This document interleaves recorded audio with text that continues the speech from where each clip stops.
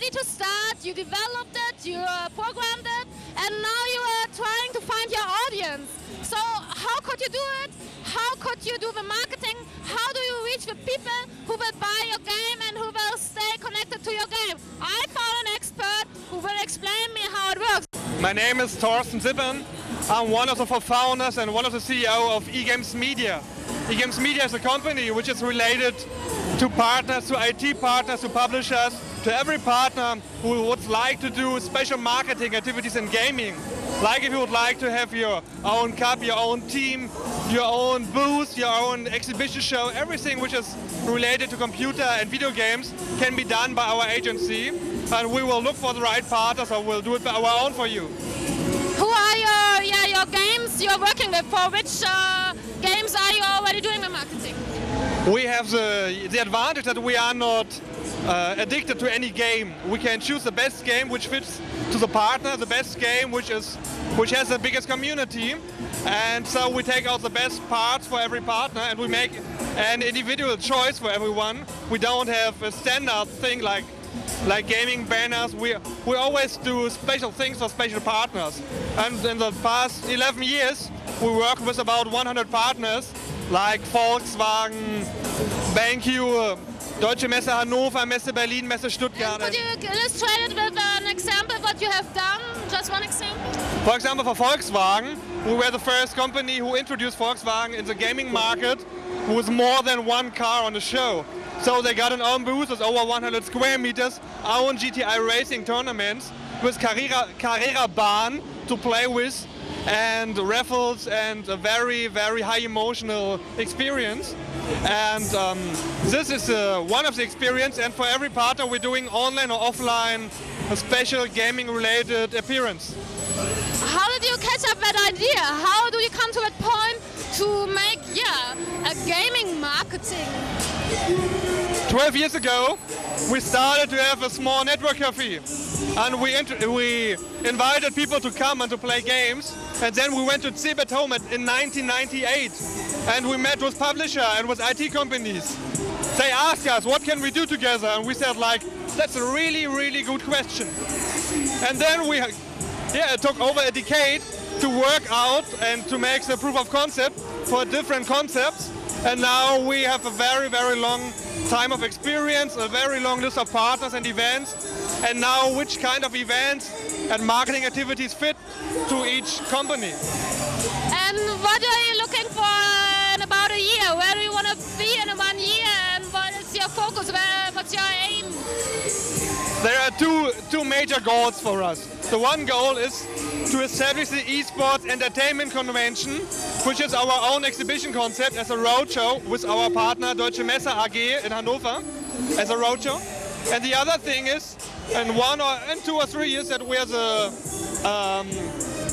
one of the biggest player in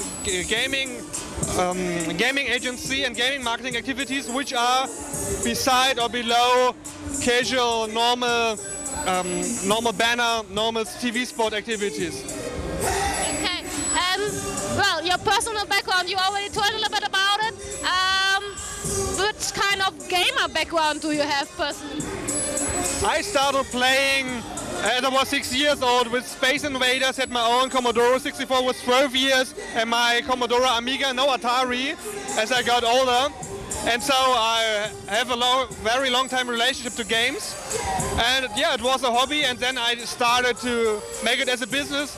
But to be frank with you, the initial plan wasn't, as I was 20 years old, it wasn't to make it real big, real professional. It was just a start, and then it developed, and I felt that this is the thing I would like to do.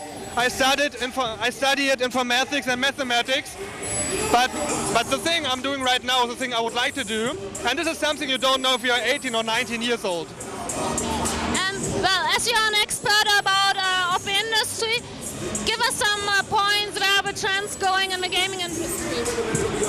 The gaming industry is one of the biggest growing industries. Gaming is a major thing, bigger than movies. It's becoming bigger than music, and it has a growth rate of more than 10 and sometimes 15, 20, 25%.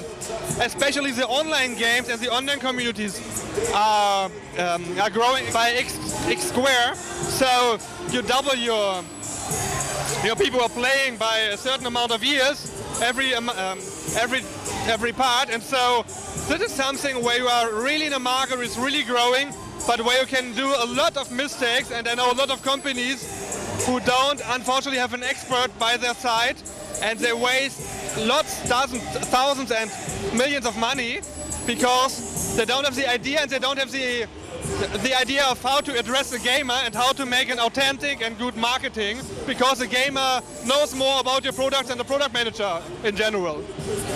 So you are recommending for the big companies to take in some handful of gamers into the marketing team or into the development team to get more closer to the market, to develop more interesting games and so on?